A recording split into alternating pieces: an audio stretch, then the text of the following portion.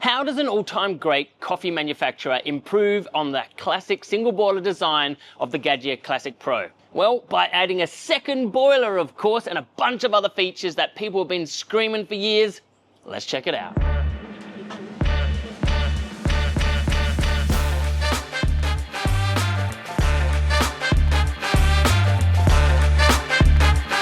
G'day, I'm Raj, your coffee coach, and today I want to share my impressions of the new Gaggia Classic GT. It's a brand new dual boiler machine brought out by the all-time great manufacturer Gaggia, and it's a hotted up version of that classic.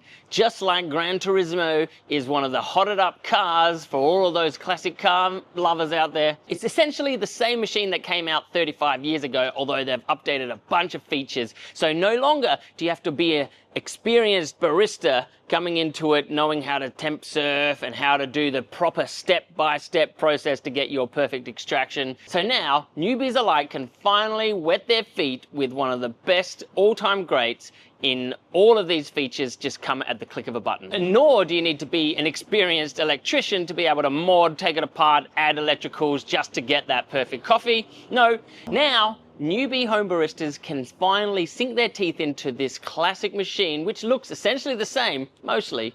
We'll talk about all the things that have changed. Well, from the front, you wouldn't be blamed for mistaking this for the original Gaggia Classic, but there's a few distinct features that help you distinguish from the two.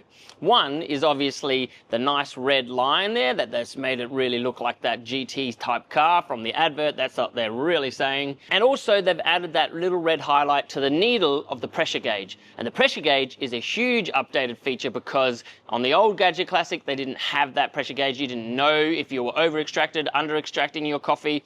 Now it's front and center. The machine's got that boxy, angular, brushed aluminium look to it. It's pretty much the same dimensions. It's about 2 centimeters or an inch taller and an inch wider on the front. It's in the depth that they've really, and that's just because it has to house that second boiler. That's an obvious reason as to why it's twice as deep. They've also done away with the rocker switches along the front. Now they have these little like paddles that flick on and they're toggles. So they actually they're lighting up when you press it down, press it on.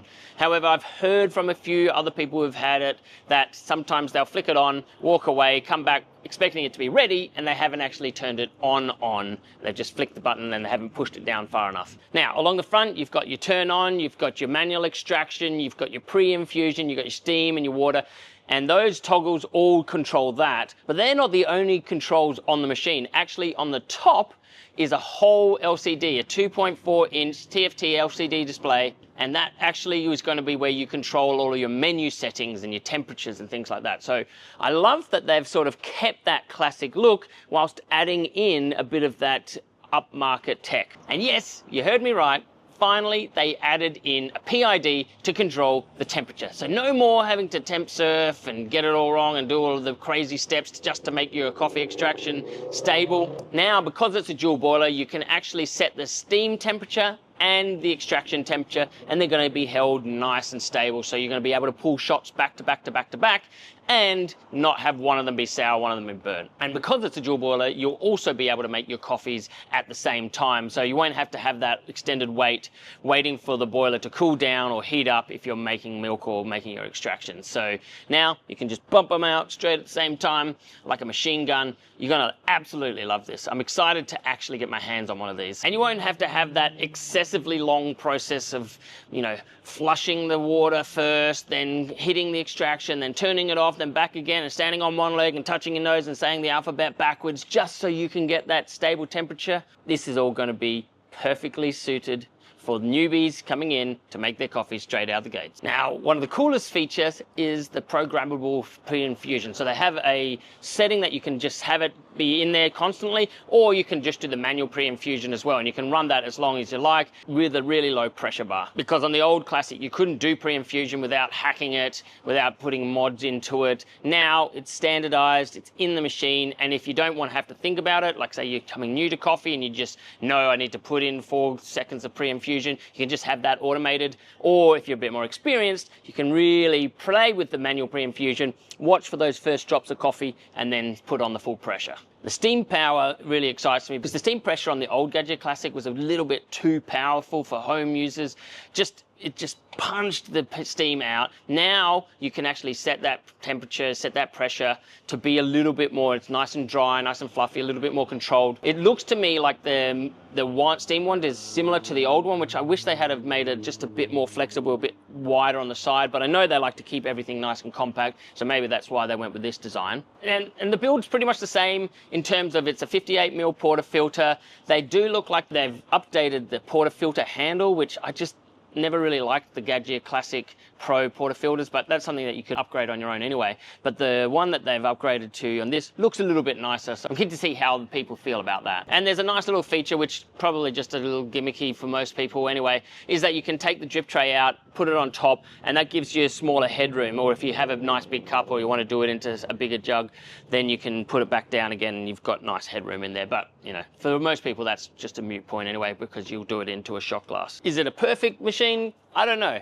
I haven't had a chance to use it, but hopefully, Gaggia, you'll reach out to me and we can sort something out and I can do a deep dive review on this. If not, I'll see you in Italy, because I'm going to host Milano at the beginning of October, and I know Gaggia will be there because they're one of the biggest brands in Italy, and I will hopefully get to have a hands-on play on the new GT. But until then, honestly, it looks fantastic that Gaggia have listened to the demand of their market and realized that not everyone wants just the basic home machine. Sure, there's a huge community that mod machines that love the old classics, but there's a whole bunch of new people who don't have the experience of being a professional barista in their life and maybe just like the classic style of it, understand that this is one of the most robust builds out there in the marketplace, and maybe they just want some of the features that other people have to mod to get and other machines have already built into a classic design. I'm super excited. Gaggia is one of my all-time favorite brands, as alongside of the brand Chilio, which we saw they updated their model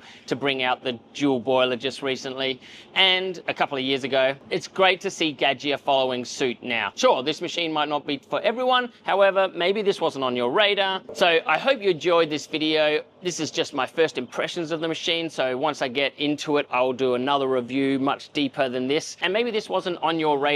So I hope that this sort of gave you some insight into a machine that's possibly on your shopping list now. Anyway, I hope you enjoyed this video. I'm Ryan, your coffee coach, and as always, enjoy your brew.